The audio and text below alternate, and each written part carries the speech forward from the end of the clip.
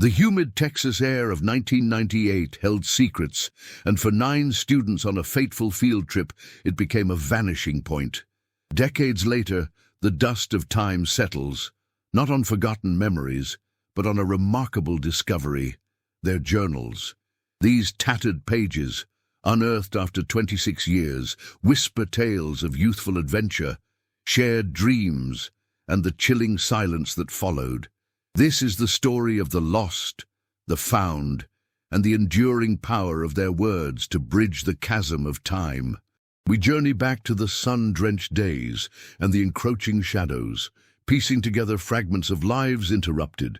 Through intimate entries and unearthed truths, we confront the unanswered questions, the lingering pain, and the hope that surfaces from the most unexpected of places, offering a profound testament to voices that refuse to be silenced.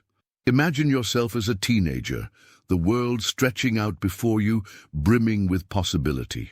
Your days are filled with the mundane, homework, friendships, the awkward dance of burgeoning adulthood, but also with the extraordinary, the moments that etch themselves into your memory.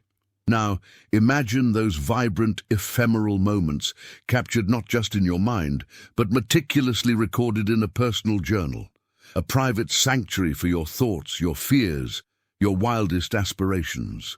For 9 students on a field trip to the sprawling, often unforgiving landscapes of West Texas in the summer of 1998, this was their reality. They were on the cusp of adulthood, their lives a tapestry woven with shared experiences, inside jokes, and the quiet understanding that binds close friends. They were exploring ancient geological formations, marveling at the stark beauty of the desert, and perhaps, just perhaps, feeling a sense of invincibility that only youth can truly bestow. The routine of their journey was punctuated by the familiar rituals of a school trip: the rumble of the bus, the shared snacks, the boisterous laughter echoing against canyon walls. But beneath the surface of this typical adventure lay an undercurrent of something far more profound. Each student carried a journal, a tangible link to their inner world, a space where they could wrestle with the complexities of their lives, articulate their hopes, and document the unfolding narrative of their adolescence. These weren't just diaries, they were meticulously kept records, filled with observations about the natural world, reflections on their friendships, and the nascent stirrings of their individual identities. They chronicled the everyday, the seemingly insignificant details that in retrospect become the most poignant markers of a life lived. The vibrant hues of a sunset, the taste of campfire s'mores, the thrill of discovering a hidden fossil. These were the threads they carefully wove into their personal chronicles. The significance of these journals transcends mere personal record-keeping. In the context of what was to come, they transform into something far more powerful, a collective memory, a testament to lives that were, and a stark reminder of the fragility of existence. The fact that these journals, after a quarter of a century, have resurfaced from the dust and silence of time is nothing short of extraordinary. It's a narrative that speaks directly to our own experiences of memory, of loss, and of the enduring human need to connect with those who have shaped us. We all have moments, people, and chapters of our lives that fade into the background. Yet the discovery of these journals offers a unique opportunity to delve into a specific, poignant instance where the past has, quite literally, been unearthed. This isn't a story about abstract concepts. It's about the concrete reality of 9 individuals, their voices preserved in ink, waiting to be heard again. The initial premise is compelling. A group of students, a remote location, and a sudden, inexplicable disappearance. But the true intrigue lies not just in the vanishing, but in the unexpected resurrection of their stories through the very artifacts they left behind. These journals, once private repositories of teenage thoughts, now serve as a public window into a shared experience that was abruptly, tragically cut short. They represent a unique historical artifact, offering an unfiltered glimpse into a specific moment in time, not through the lens of external observers, but through the intimate perspectives of those who lived it. The narrative invites us to consider the power of the written word to transcend physical absence, to offer solace and to preserve the essence of a person long after they are gone. It's a journey into the heart of memory, loss, and the surprising resilience of the human spirit, all anchored by the tangible evidence of these rediscovered journals.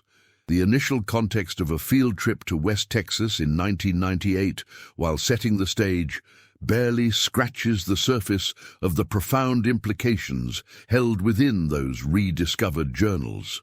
Beyond the simple act of recording daily events, these documents serve as intricate psychological blueprints, offering an unparalleled window into the adolescent mind, grappling with its burgeoning complexity. Consider the nuanced emotional topography of teenagers, the ebb and flow of intense friendships, the nascent stirrings of romantic interest, the anxieties surrounding future uncertainties, and the ever-present desire for self-definition. These journals, if they are to be fully appreciated, must be viewed as more than mere chronicles. They are repositories of raw, unedited interiority.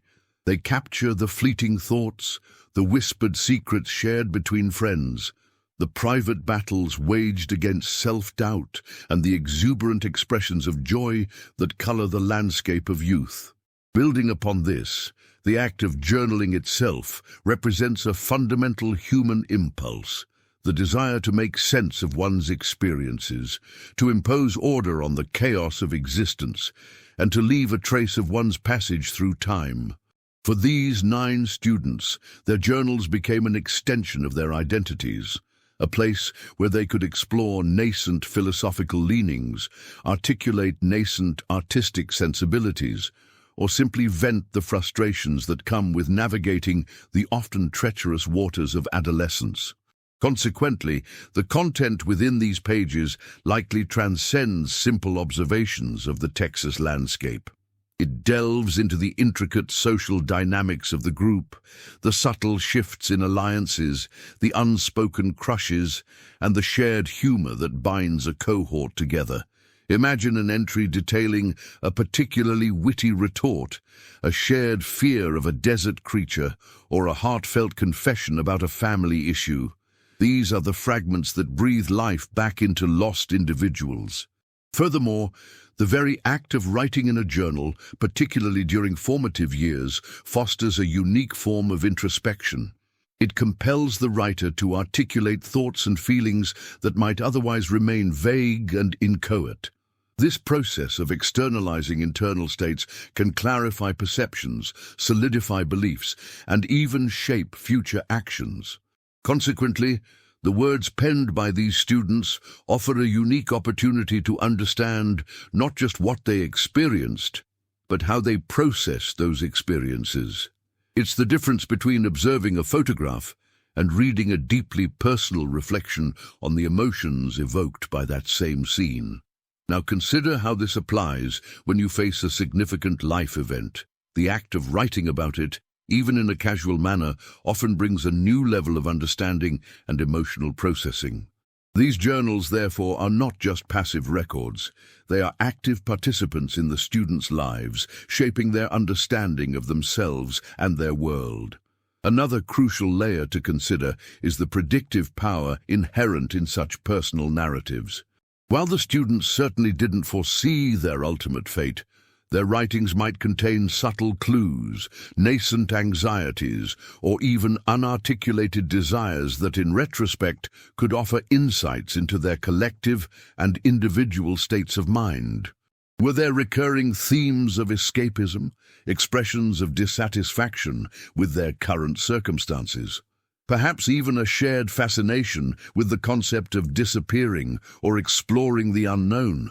The journals in this regard become a form of unintentional prophecy, not in a supernatural sense, but in the way that deeply held emotions and preoccupations can manifest in one's thoughts and writings. Consequently, analyzing these entries requires a delicate balance between acknowledging their youthful innocence and recognizing the potential foreshadowing embedded within their words. It's like reading a diary from years ago and realizing how certain recurring thoughts or feelings were subtly guiding your life long before you consciously recognized them. The unearthed journals, beyond their function as personal diaries, also serve as invaluable sociological documents, offering a micro-level examination of adolescent peer group dynamics in a specific era. Think about the intricate social hierarchies that exist within any group of teenagers, the subtle negotiations of status, the formation of cliques, and the unspoken rules that govern interaction. These journals likely capture these phenomena with an unvarnished honesty that formal sociological studies often miss. One student might document a perceived slight from another, while another might detail the thrill of being included in a particular inside joke or activity. These entries, when viewed collectively, paint a vivid picture of the social ecosystem that existed within that group on that fateful trip. Consider how, in your own adolescent experiences, specific friendships or rivalries felt like the most important things in the world, dictating your moods and daily activities. The journals likely reflect that same intensity, providing concrete examples of how these social bonds were formed, maintained, and perhaps even fractured. Furthermore, the language and slang used within the journals offer a temporal marker, providing a snapshot of mid to late 1990s adolescent vernacular. This isn't just about colloquialisms. It's about the specific ways in which young people articulated their thoughts, their humor, and their emotional states. The choice of words, the sentence structures, even the punctuation, or lack thereof, can reveal a great deal about their cultural context and their individual personalities. For instance, an entry might use a particular phrase that was popular at the time, or adopt a certain tone, sarcastic, earnest, or even dramatic, that is characteristic of the period. Now, think about how the way you spoke in your teenage years differs from how you speak today. The subtle shifts in language reflect evolving cultural norms and personal maturation. The journals capture this linguistic evolution in real time, preserving a specific moment in the history of adolescent communication. Another crucial layer to explore is the potential for these journals to reveal shared aspirations and anxieties that were prevalent among their generation. Teenagers, regardless of their specific circumstances, often grapple with similar questions about their future, their place in the world, and the values they hold dear. Were these students dreaming of specific careers, expressing concerns about societal issues, or contemplating the nature of their own identities? The journals could offer a collective portrait of their hopes and fears, not just as individuals, but as a cohort on the cusp of entering a new millennium. Imagine a shared concern about the Y2K bug, or a collective excitement about emerging technologies, or perhaps a shared disillusionment with perceived adult hypocrisy. These are the kinds of thematic threads that could emerge from a collective reading of their writings. The very act of a school-sanctioned field trip, particularly to a remote or historically significant location, also carries its own sociological weight. These trips are designed to educate, to broaden horizons, and to foster a sense of shared experience. The journals, therefore, can be analyzed for how the students perceived this educational endeavor. Did they embrace the learning, or did they see it as an imposition? How did their interactions with instructors and chaperones manifest in their private writings? Consider how your own school field trips were perceived by you and your peers. Were they seen as opportunities for genuine discovery or as enforced social outings? The journals can provide a unique counterpoint to the official narrative of the trip, revealing the students' authentic reactions and interpretations of the experiences they were meant to absorb. This provides a much richer understanding of the educational and social dynamics at play. The very act of these students documenting their experiences in journals, especially in the late 1990s, offers a fascinating lens. into the burgeoning culture of digital immediacy that was just beginning to take root. While these were analog records, the impulse behind them, the desire to capture and share fleeting moments, foreshadows the social media explosion to come. Consider how, even then, teenagers were developing a conscious awareness of their narratives, curating their experiences for an imagined audience, even if that audience was primarily themselves or their closest confidants. Now, think about how you might frame a particular event for a social media post today. The impulse to select, to emphasize, and to present a particular version of reality is remarkably similar. These journals, therefore, are not just windows into the past. They are early indicators of a fundamental shift in how we perceive and record our lives, a shift that was already subtly underway. Furthermore, the geographical setting of West Texas in 1998, with its vast, often desolate landscapes, likely played a significant role in shaping the content and tone of these journals. The stark beauty, the isolation, and the sheer scale of the environment could have evoked a range of emotions, from awe and wonder to a sense of insignificance or even apprehension. Imagine entries detailing the oppressive heat, the mesmerizing patterns of stars in an unpolluted night sky, or the unsettling silence that can accompany true remoteness. These physical surroundings would have provided a powerful backdrop against which the students' personal dramas and reflections unfolded. Conversely, consider how a bustling urban environment might have fostered entirely different kinds of journal entries, perhaps focusing more on social interactions and cultural observations. The profound impact of place on internal experience is a well-documented phenomenon, and these journals offer a tangible illustration of that principle in action.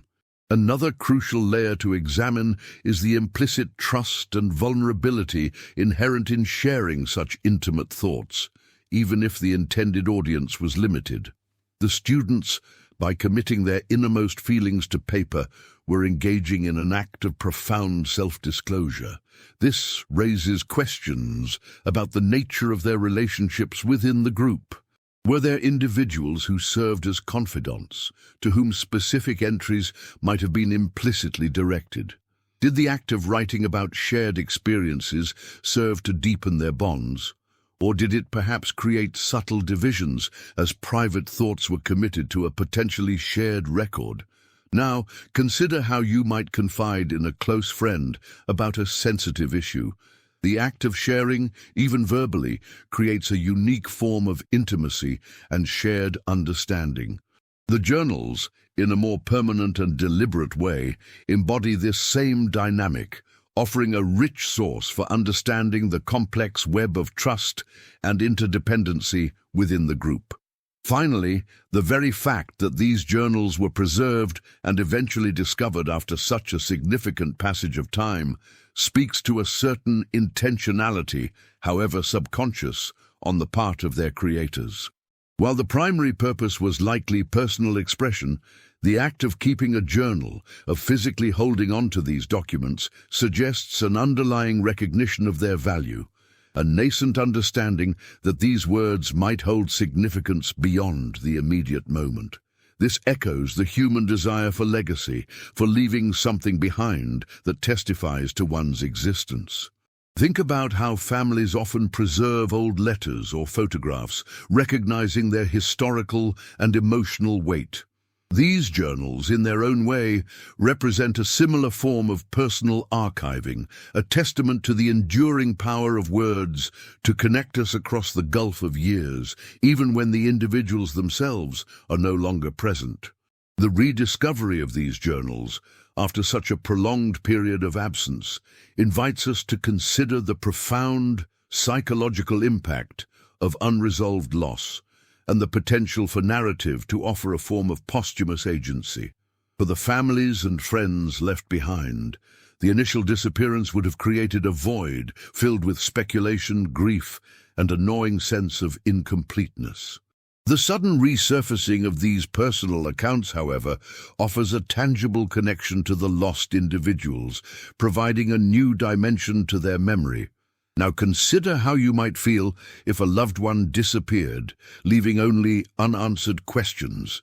The discovery of their personal writings would offer a measure of closure, a way to hear their voice again, even if only through their recorded thoughts.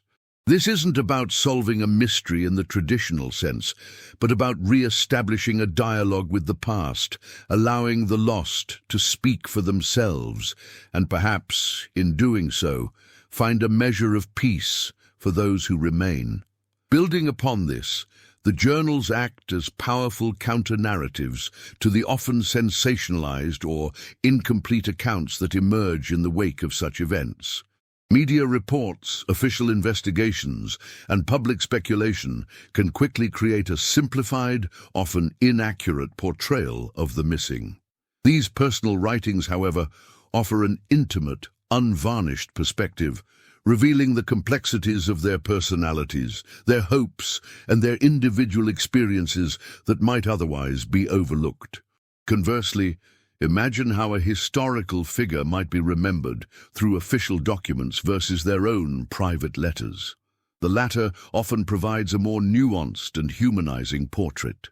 These journals perform a similar function, allowing the lost students to reclaim their stories, to present themselves on their own terms, and to assert their individuality against the backdrop of a collective tragedy. Another crucial layer concerns the ethical considerations surrounding the dissemination and interpretation of such deeply personal documents. While their rediscovery offers immense value, it also raises questions about privacy, consent, and the potential for misinterpretation. How do we honor the intimacy of these writings while also sharing their profound human story? This necessitates a careful and sensitive approach, ensuring that the voices of the students are respected and that their words are not exploited. Now consider how you would feel if your most private thoughts were made public after your death. The need for respectful handling and contextualization becomes paramount. The preservation of their dignity, even in their absence, is a significant ethical imperative that guides the understanding and sharing of these rediscovered narratives. Furthermore, the very preservation of these journals, often tucked away and kept through years of upheaval and change, speaks to an unconscious or perhaps conscious desire by those who held onto them to keep a piece of the lost individuals alive. Whether they were passed down through families, discovered in old storage, or meticulously cared for by friends, the fact that these artifacts endured the passage of time suggests a profound emotional attachment and a refusal to let the memories fade entirely. Think about how certain heirlooms, passed down through generations, carry with them the weight of family history and the enduring presence of those who came before. These journals, in their own way, function as personal heirlooms, tangible links to a past that continues to resonate, offering a form of solace and continuity in the face of profound disruption. The enduring power of these journals to transcend their original purpose lies in their capacity to illuminate the subtle, often overlooked mechanisms by which trauma and memory interact. Beyond mere factual recall, these writings likely capture the emotional residue of experiences, the visceral reactions that linger long after the events themselves have passed. Consider how a seemingly innocuous sensory detail, a particular scent, a specific sound, can trigger a cascade of associated feelings and fragmented recollections. The students' entries, penned in the immediate aftermath or during the ongoing experience of their trip, might inadvertently preserve these sensory anchors, offering a pathway for understanding not just what happened, but the felt experience of it. Now think about a time a particular song transported you back to a vivid, emotionally charged moment from your past. These journals can function similarly, acting as mnemonic devices that unlock layers of buried affect. Furthermore, the very act of writing can serve as a form of cognitive restructuring, a way for the mind to process overwhelming stimuli by attempting to impose order and narrative onto chaotic events. Even if the students were unaware of the full gravity of their situation, their attempts to articulate their surroundings, their interactions, and their internal states represent a fundamental human impulse to make sense of the incomprehensible. This process, even when incomplete or interrupted, can leave behind traces of their cognitive strategies, their attempts at rationalization, or their moments of profound disorientation. Consequently, analyzing these journals becomes an exercise in historical psychology, deciphering not just events, but the mental frameworks through which those events were perceived and processed. Imagine how, when faced with a bewildering situation, you might try to write down the facts to get a clearer picture. The students' journals, in their own way, represent this same innate drive to organize and understand. Another crucial layer to consider is the potential for these journals to reveal the intricate interplay between individual perception and collective experience. While each student possessed a unique consciousness, their shared environment and the unfolding circumstances likely fostered a degree of convergent thinking and emotional resonance. Entries from different individuals might echo similar anxieties, express parallel observations, or reflect a shared sense of unease, even if articulated through distinct personal voices. This collective emotional landscape, captured across multiple perspectives, can offer a more robust understanding of the group's overall psychological state than any single account could provide. Consider how during a shared, stressful event, you might find yourself thinking or feeling things that seem to mirror the sentiments of those around you. The journals can document this phenomenon at a granular level, revealing the subtle currents of shared consciousness. Finally, the enduring presence of these journals, long after the student's physical disappearance, highlights the profound human need for continuity and connection, even in the face of ultimate disruption.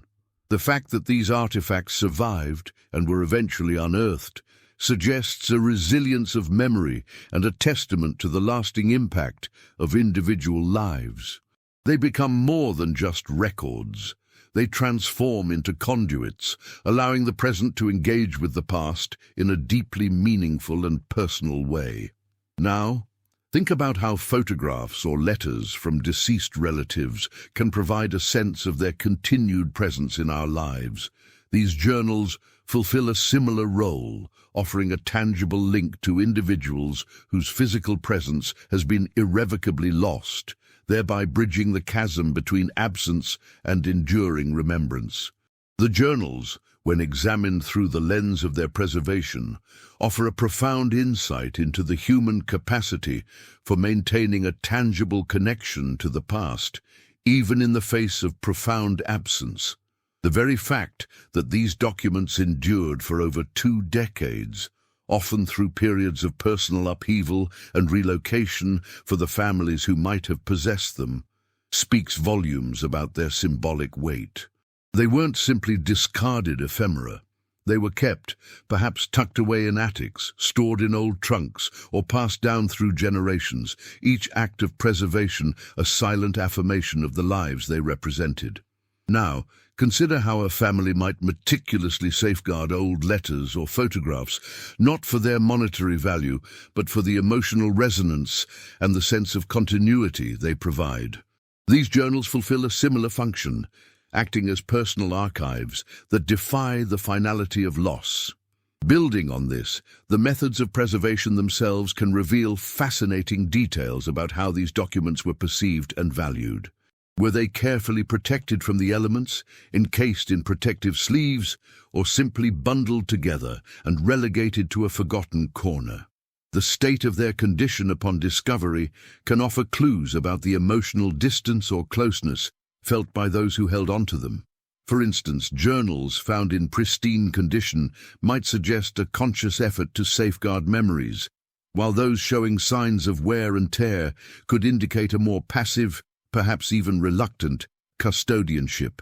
Conversely, imagine discovering a treasured childhood toy, battered and worn from years of play. Its very imperfection tells a story of love and constant engagement. The physical state of these journals, therefore, provides a tactile narrative of their journey through time and the human hands that kept them. Furthermore, the very act of rediscovery, after such a prolonged period of obscurity, introduces a new layer of narrative complexity. It's not merely about finding lost items. It's about the serendipitous re-emergence of voices that were presumed silenced forever. This moment of discovery can trigger a powerful emotional response, not only for the families directly connected to the students, but also for the broader community that may have been touched by the original event. Now consider the profound impact of unearthing a long-lost family secret, something that reshapes your understanding of your own history. The discovery of these journals can have a similarly transformative effect, offering fresh perspectives and a renewed sense of connection to a past that was thought to be irretrievably lost. Another crucial aspect to explore is the potential for these journals to have been passed down through families, carrying with them the weight of unspoken grief and lingering questions across generations.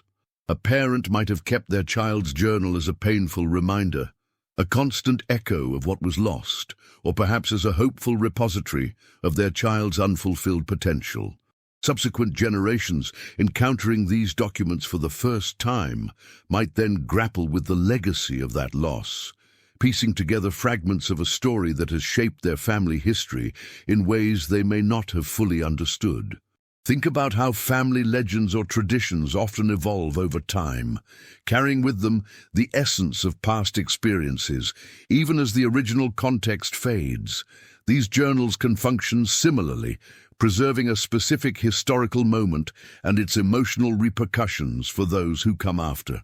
The preservation, therefore, is not a static act, but a dynamic process, imbued with the evolving emotional landscape of those who carry the memory forward. The ethical considerations surrounding the handling of these rediscovered journals extend beyond mere privacy.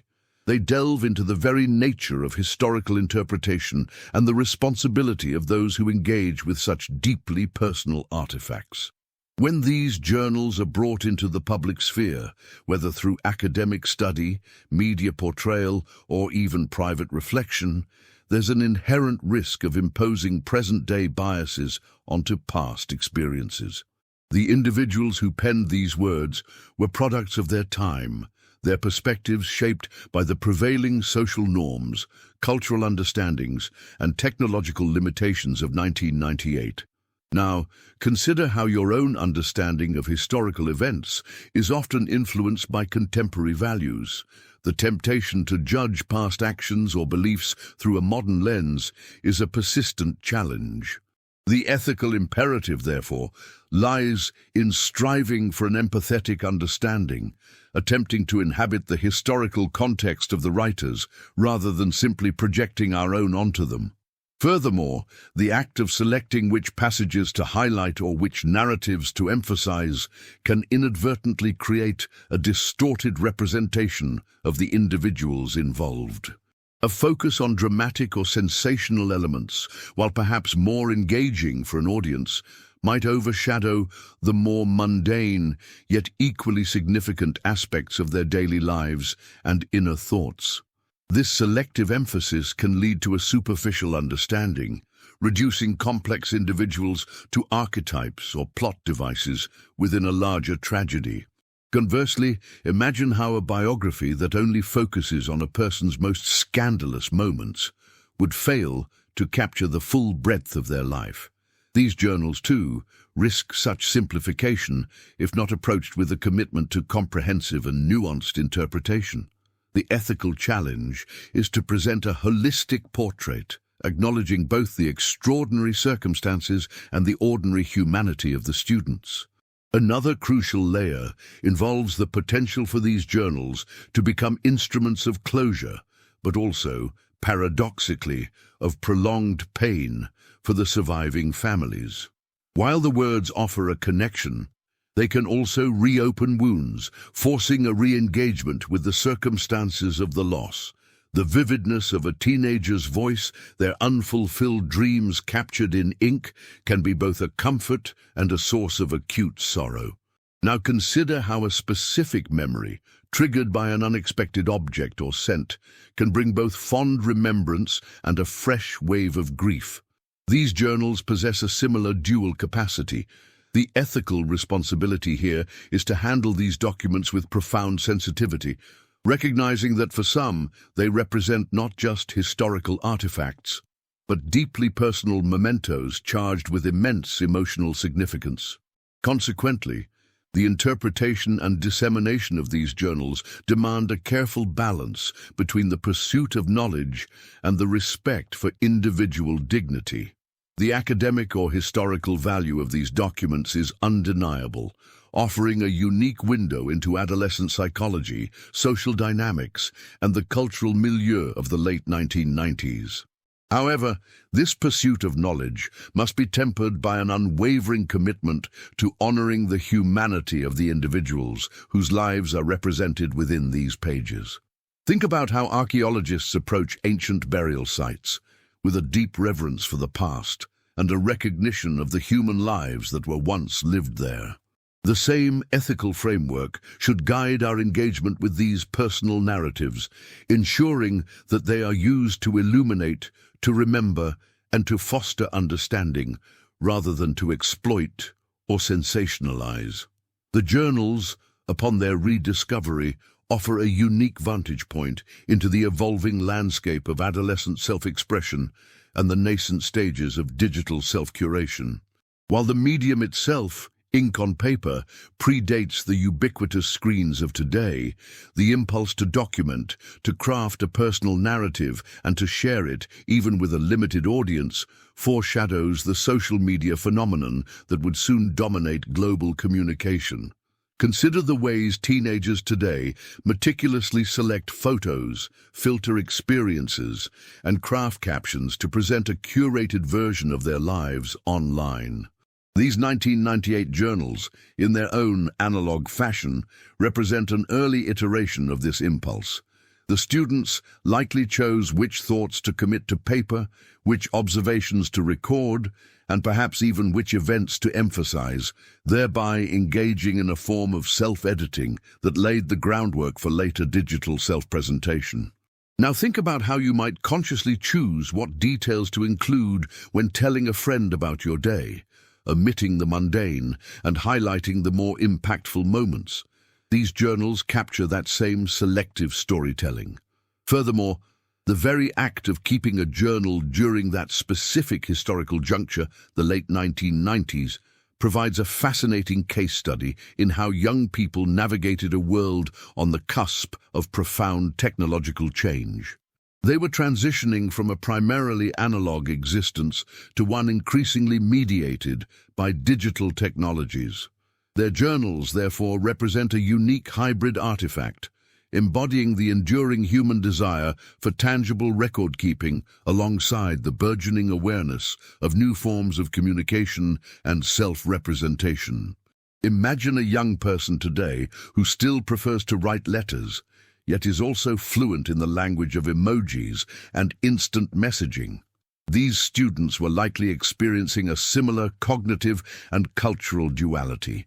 Their written words, therefore, are not just remnants of a past era, but indicators of a societal shift, a bridge between older forms of expression and the digital torrent that was about to break. Another critical aspect is the potential for these journals to reveal the subtle ways in which young people began to conceptualize their identities not just as private individuals, but as subjects within a broader social and cultural narrative. The act of documenting experiences, even for personal reflection, can foster a sense of self-awareness that extends beyond immediate introspection. As they recorded their thoughts and observations, they were, in essence, constructing a version of themselves for posterity, a narrative that would outlive the fleeting moments of their adolescence. Now, consider how the act of writing a personal essay for college applications forces you to distill your experiences into a coherent story, shaping your self-perception in the process. These journals served a similar, albeit less formalized, purpose. They became a space where identity was not just discovered, but actively performed and documented. Consequently, the rediscovery of these journals offers a unique opportunity to study the evolution of self-narrative construction. By analyzing the language, the themes, and the overall tone of their entries, we can gain insights into how adolescents in the pre-social media era began to articulate their place in the world, their relationships, and their aspirations. This provides a valuable counterpoint to contemporary studies of online identity formation, highlighting both the enduring human need for self-expression and the transformative impact of new communication technologies. Think about how historians study ancient texts to understand past societies. These journals serve as personal historical documents, offering an intimate glimpse into the minds of individuals navigating a pivotal moment in cultural history, a moment where the seeds of our digitally saturated present were being sown. The physical act of journaling, particularly as practiced by these students in 1998, also serves as a critical point of comparison for understanding the evolution of emotional processing and self-reflection tools. Before the widespread adoption of digital journaling platforms, social media feeds, or even readily accessible online forums for personal expression, the handwritten journal was the primary, often solitary, conduit for introspection. This analog method inherently imposed a different rhythm and depth to the process. The physical act of writing, the pressure of the pen on paper, the deliberate formation of each letter, demanded a certain meditative quality, a slower, more deliberate engagement with one's thoughts. Now consider how the rapid-fire nature of texting or instant messaging encourages abbreviated thoughts and immediate reactions, often at the expense of deeper contemplation.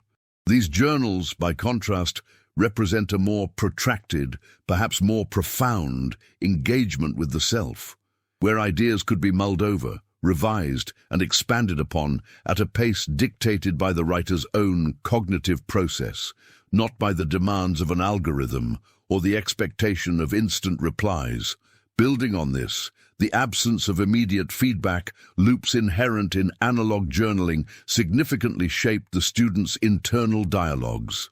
Unlike the contemporary experience of posting online and receiving instant validation or critique, these journals were largely private, their content existing solely between the writer and the page.